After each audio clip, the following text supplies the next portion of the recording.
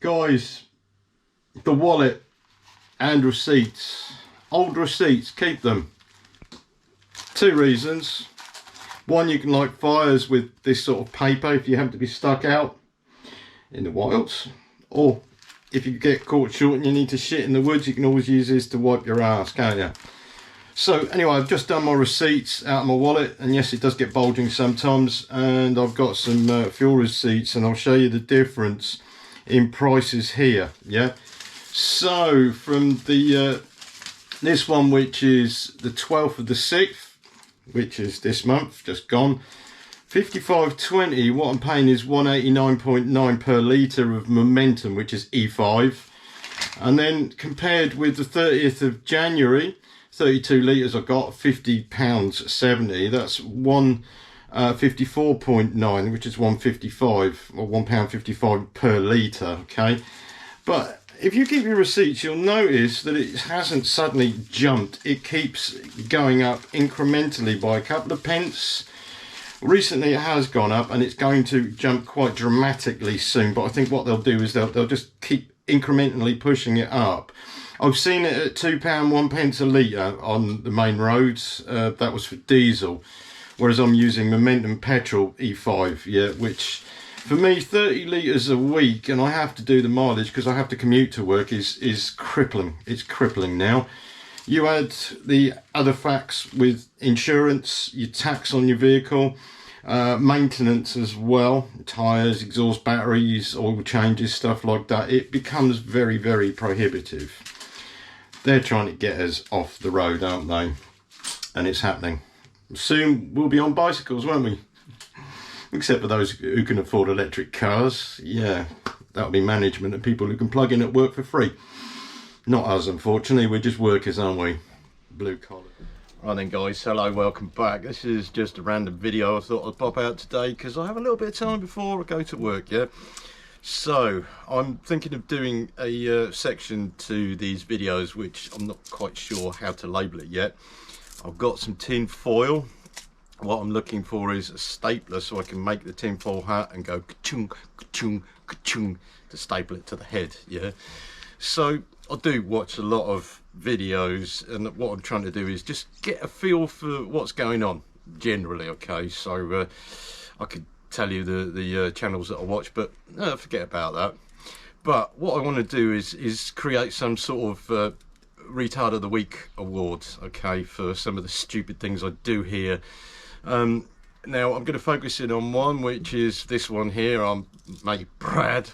Yeah, he's the way he's popping off. Just listen to this part of the video first. Russia has a plan to starve the West to achieve its goals. That warning is coming to us from government operatives who stress that Russia is right now planning to use control measures rather than solitary war footing to achieve goals of the reactivation of the Soviet Union. According to reports, Vladimir Putin is preparing to starve much of the developed world as the next stage in his war on Europe continues to come to fruition. We're seeing Russia prepare for a massive fight against NATO, against America, against the entire Western world.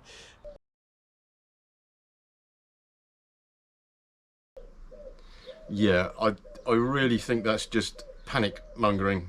I think that's looking at the mainstream media, taking the most dramatic headline and then regurgitating it with some sort of urgency.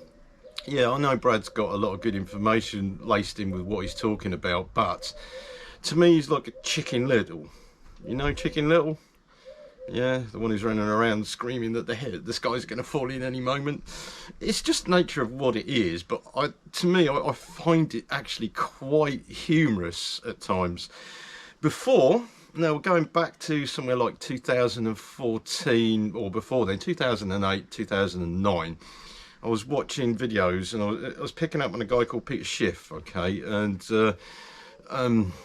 what he was trying to say that the dollar's going to collapse any time now, and there was a spate of videos that would come up and they would proclaim that the dollar's going to crash, and Peter Schiff is at the forefront of all of this, and then the date would change, and then the date would change again, and then the videos would disappear and they'd come back up again. And I think there's a manipulation there, personally, after learning a little bit more about gold, silver market, stuff like that. There's Mike Maloney as well. He's a gold and silver dealer. I think they manipulate it to boost their sales, because as far as I understand, Peter Schiff is quite invested in gold. So it's personal manipulation as far as I'm concerned. Maybe I'm wrong, maybe he's right, who knows. But we're in 2022 now. And the only thing that I have seen that has been predicted correctly was about the war in Ukraine, and the fact that the Ukrainians are going to fight the Russians on behalf of the Americans to the last man, and it seems to be coming true. Okay, personally, I don't pick much on what people say for predictions. I know some people say that they're always right, but they're not. But you have to go back through all their videos and pick out the bits and pieces that are there to prove them wrong, and it's a waste of time. I'd rather just sit there now and laugh. But these videos are addictive to some people. Even Canadian Prepper has admitted it himself, that people pick up on those headlines, those clickbaity things, and then they will get excited by it, and it becomes an addiction. It's a dopamine hit for them, and they keep doing it. And I'm guilty of that myself, okay? I'm guilty of that myself. But the coping strategy around this is humorous to me, and probably to you too. I don't know what you watch, I don't know what resources you've got. You do have an understanding that something's happening, yeah, but it can be exaggerated by certain members who have other people in the grip, and they have quite big viewership as well, yeah. So Joe Bloggs actually is one. He's an English guy. I think he's from up north somewhere by the sound of his accent. He talks about what's happening with the effect of the war in Ukraine and what's happening globally. And he was talking about Somalia, which was interesting, because this puts more of a perspective on global food crisis, other than just blaming the Russians and the wheat can't get out of the Ukraine, for instance, okay? Because there's a lot of stories around that at the moment. It's always the blame game, pointing the finger, yeah? But what he was talking about is Somalia, which I was curious about. It's the fact that they do have agriculture, they are nomadic, but they have livestock and stuff like that. Even though they're going to have a crisis, and it's not that many people are going to be affected, but it's only one country in Africa that is going to suffer because the import of wheat isn't there. Yet they have enough sustainable agriculture if they managed it properly. And this is the issue. What he was saying is that this is more to do with global warming. Well, yeah, okay, if you believe that. If you don't believe that, then that's your thing. Adept 2030, an Ice Age farmer might say something different, but you have to absorb the information and then work it out like a jigsaw puzzle if you have the time. Personally, what I have said before, I'm pulling away from that prepper sort of thing, because it does seem that they, although there is an urgency behind it, they seem to use the wrong tactics. But maybe there is just that. The tactics that are there are to push people along, like sheepdogs trying to guide sheep into a pen, for instance, because most people are sheep. They believe what they're told without checking it, okay? And yeah, guilty too. I admit it, I'm guilty. But then again, I've grown up a little bit more. I've got to the maturity where I check what's what, and if I can't verify it, then it's a matter of disbelief until it's come to the forefront, yeah? So anyway, never mind about that. It's if you have any good ideas for what to name this competition, because I'd like to pick videos to bits every now and then, and have a retard of the week. I think that's a bit harsh, isn't it? It's got to be something else of the week, hasn't it? If you've got any ideas, let me know. Otherwise, I'll sit there and have a brainstorm, or it will come to me sooner or later. Yeah. But anyway, last week there was a diversion on the road when I was going to work, and this was on an early shift, which was what, like 5:30 in the morning. Lovely day actually, and it's great in the summertime. And I had to come off the main road and go round some country roads that I knew. And what did I see there? An abundance of wildlife, muntjac deers coming out of the woods and across the road. And I thought to myself, I've got to do a little bit of food shopping, yeah. But of course, you know, it's actually illegal to do that sort of thing with a bow and arrow in the UK. But it's always in the mind. Anyway, the bow, yeah. compound bow, composite bow, whatever you want to call it. I've put it together, and if you're a guy like me, the first thing you do is you get something and you look at it and you try to work out what it is and how it fits without using the instructions, don't you? Yeah, IKEA assembly, for instance, you know, furniture stuff, putting it all together. You can do it, can't you? But this one didn't come with instructions, so I had to look at it and think, what the hell's this all about? And I got it right. There's a little medal here. I've got it right, yeah. Sighting, yeah, which is actually quite interesting because it has little optic fibres here which give colours for the sighting here, and you've got something called a whisker biscuit here for the arrow guide. Yeah, whisker biscuit is such an amusing name. I love that. But yeah, I've actually got it together now with a little bit of help from YouTube. Next thing to do is actually set this up right, you know, to stand it, which, to be honest with you, there's a lot to this. There's a lot to this bow. It's technical, yeah, which I can get my head around. Mainly it's the poundage and the pull and getting it right so the arrows fly true to the sights, which we will do over time. I'm not going to show you how I do it because there's so many videos on YouTube about this. You can just put it in there and it'll come up with something. But progress is basically, yeah, this is a nice bit of kit, although the weight on the front here, the balancing weight, which is just a little bit of rubber, I'm going to change that. I'm going to make something up, well, my boy will, on a lathe, and have something a bit longer so it balances better. I can already feel where it's not balanced because it wants to tip backwards, so I need something to pull it even, yeah, which will do. Okay, so the progress is, at the moment, all I've learned to do is pull it like that, okay, which is pulling downwards, okay, and that's Survival Lily. I watched their video and it showed how to do that. So yeah, it's a long progress. If there was urgent need for it, I'd be already shooting with this and collecting food with it, but at the moment it's not a back burner hobby. It's a slow progress to get all this. I've got to get the garden sorted. So anyway, this now is a little progress up on the garden. Yeah, and I'll tell you about this app that I was shown at the weekend. Brilliant piece of kit if you need to learn quickly about gardening. All right. Okay, so there is an app called Leaf Snap. Not Plant Snap, but Leaf Snap, which works really well. Plant Snap doesn't work at all, really.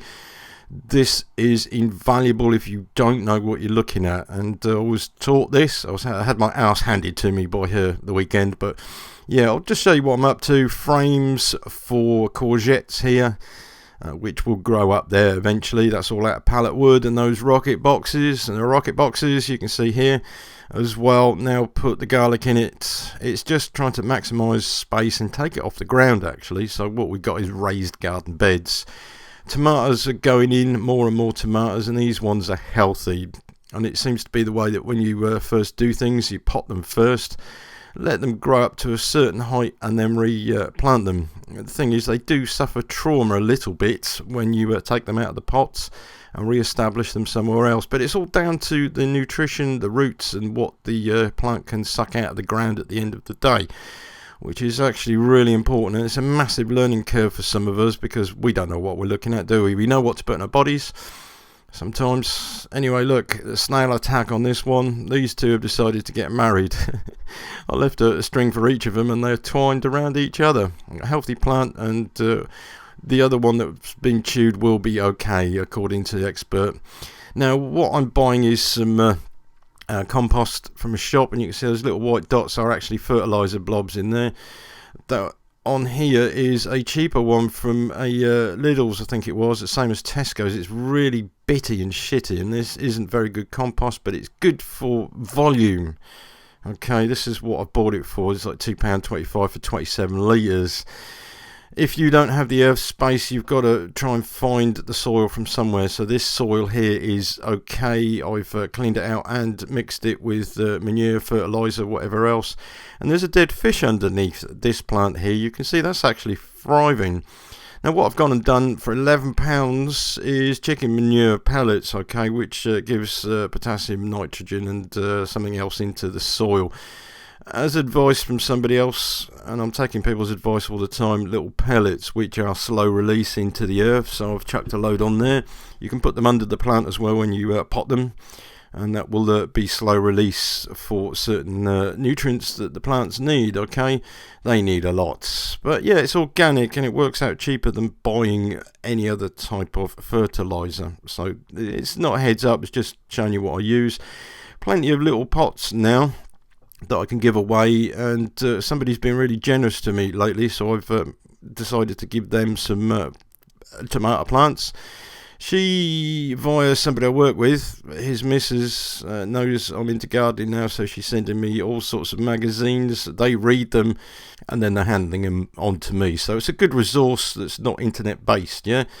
So this is the app story, okay. The girlie came round at the weekend and had a laugh at what I've been growing. I've been growing weeds, yeah, as well as other plants. I didn't know what these were, and these two here, she said rabbits eat those, not the tomato plant, but I planted these as tomatoes, as you can see here, and it's come up as something else. This is seed contamination. It's what you get with cheap seeds, so be warned there. That one is a tomato plant, there's no doubt about that. They came out of a seed packet, but the other ones, no, they were something completely different. And this as well was planted as chives, came out as a poisonous plant. Yep, the whole lot of it. These are weeds, but according to the app, it says that the fruit is actually quite bad for you. It can kill, so it's worth checking if you don't know. And you can see this one's actually very well established. The roots are all the way through the pots, so that's not wasted, because we can use the weeds for composting. Yeah, just break them down in the compost heap or put them back on the earth, and they'll break down and give nutrients back to the soil. So this app, what you do is you take a picture of the leaves, okay, and then what it does, it will compare it in its library, and it's fairly accurate. I tried Plant Snap and that's rubbish, whereas this one came up as tomato plants. But the free version, you get adverts, which is highly annoying, because you get things like TikTok videos and all sorts of stuff you can see here, which is completely irrelevant. You can pay £20 a year and have this app if you think it's worth it, which is ad free. But the resource is really good, and I'm sorry I can't really show you much on this mobile phone because it goes blurred if I bring the screen up too close to the camera. But the information's there, the details are there, and it does actually give you a lot of information about the plants. And another advert, yeah, you can see that, eBay this time. But it's something worth looking at. You can, if you're interested, you can smash through it, take some pictures of wildflowers and what you have in your garden, just as a reference. So I hope that was useful for you. So the baskets, yeah, I'll put some basil in here. Okay, I had to separate the plants and replant them. And then we have one down here which is chives, and I've re-sowed that after I found I had some chives mixed in with summer, and also a hanging basket as well. We'll see how that goes, and you'll notice I'm using t-shirts here because I ran out of plastic to be able to line them. But hey ho, plant's not doing as well as what I thought it will. Maybe it will with a larger root area. We'll have to wait and see. But it's a learning curve, guys. I don't have enough to be self-sufficient, but it's a help. This is a learning curve right now, and as I said before, it is only a learning curve for this year, and then next year we're going to have to roll it out on a bigger scale. As things progress to get worse and we get closer to an apocalypse, then we have to get prepared, don't we? It's as simple as that. Anyway, stay safe.